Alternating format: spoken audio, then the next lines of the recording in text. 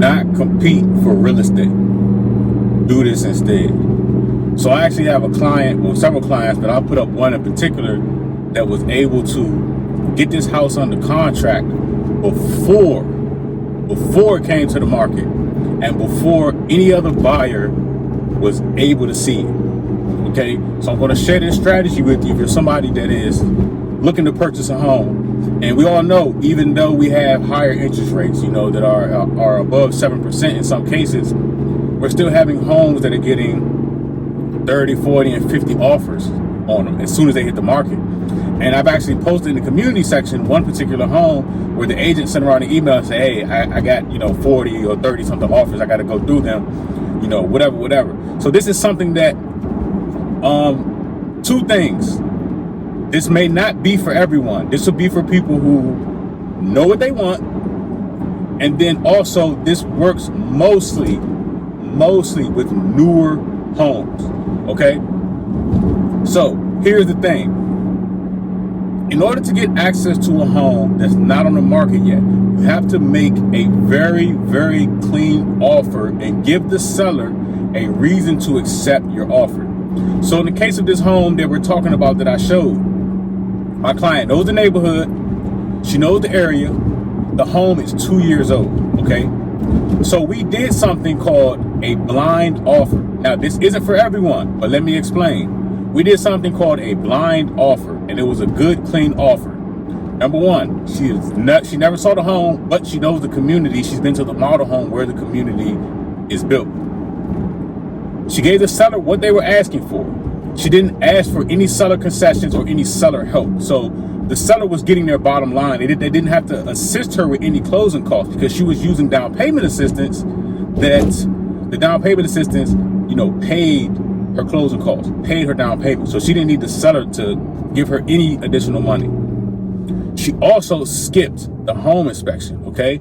Now, let me give you the rundown on skipping the home inspection. Okay, the home is 2 years old, so it still has a structural warranty with the builder.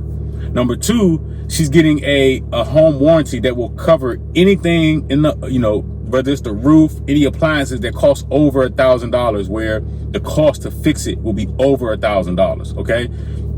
So on that end, she's covered on that. And that warranty, it costs the same amount as a home inspection would cost anyway, $500-$600. Now, I don't suggest this type of strategy on an older home, right? Let's just say the home was built in the 80s. I would suggest, you wait, see the home, get a home inspection, because, homes built in the 80s, they're going to have age-related problems.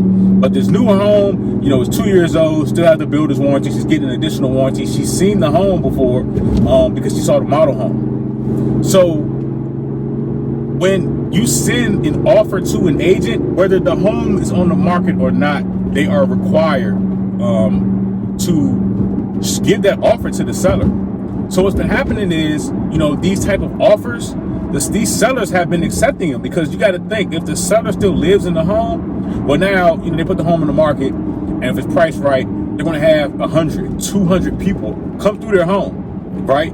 So you're putting the seller in a position where it's like, well, I don't have to have anybody coming to the home. Somebody sent me a good, clean offer where I don't have to give them any money, to help them close the deal. And it works. These sellers have been taking these offers. So, there are pretty much no contingencies except for the appraisal piece, because some of these loans are like FHA and these lower down payment conventionals.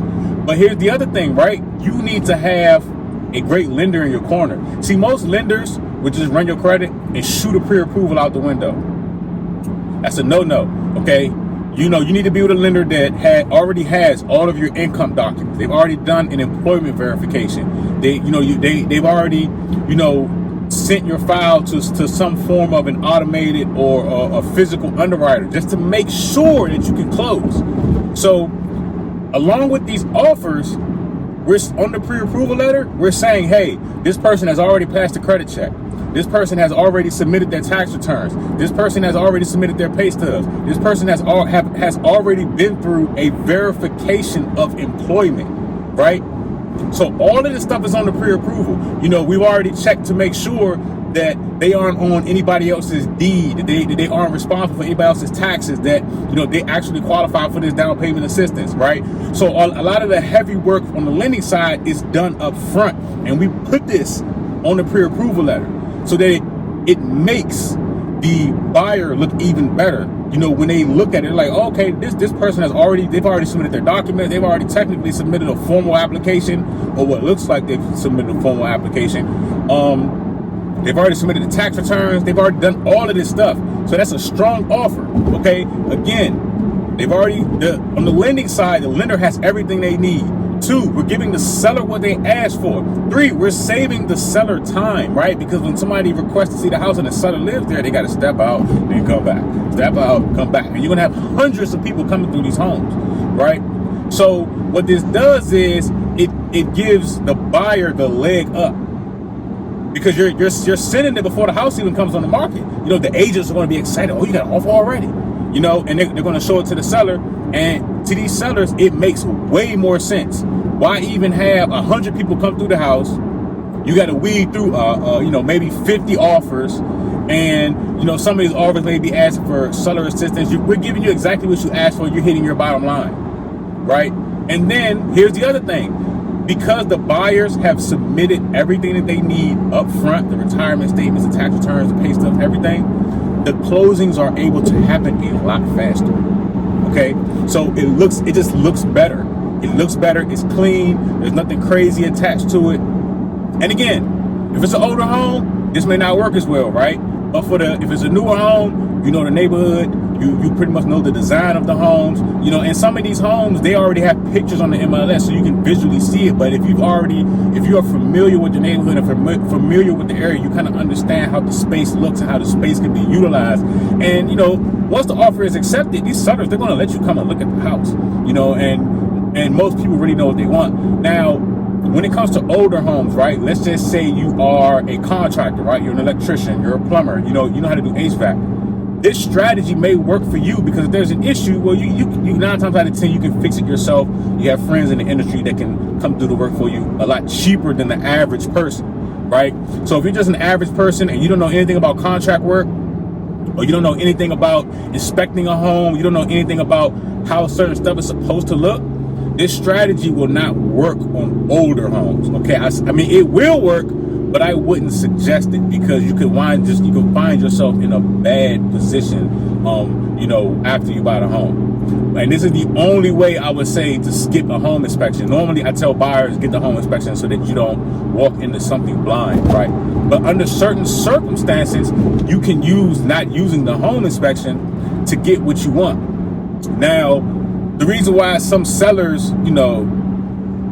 kind of side-eye the home inspection is because what ends up happening is somebody may see something in a home inspection that scares them. They want to get out the contract, which they legally can. Something like pumping a home inspection where they're asking the seller to fix something which costs the seller money, which they want to move forward. The seller has to or doesn't have to, but they gotta kind of go with it. It's called a contingency. And in real estate, the less contingencies that there are, the more likely you are to win with your offer. Okay? Hope this video isn't too shaky. I know I'm driving, but I just wanted to bring this information to you all because it's something that you may be able to use in your real estate endeavor. And of course, if you're somebody that's working with me, it's always something, that we can talk about. It's just a different way to strategize to win out here, especially with, this boom that's going on with all of these people that are submitting offers on a lot of these homes. Thanks for watching.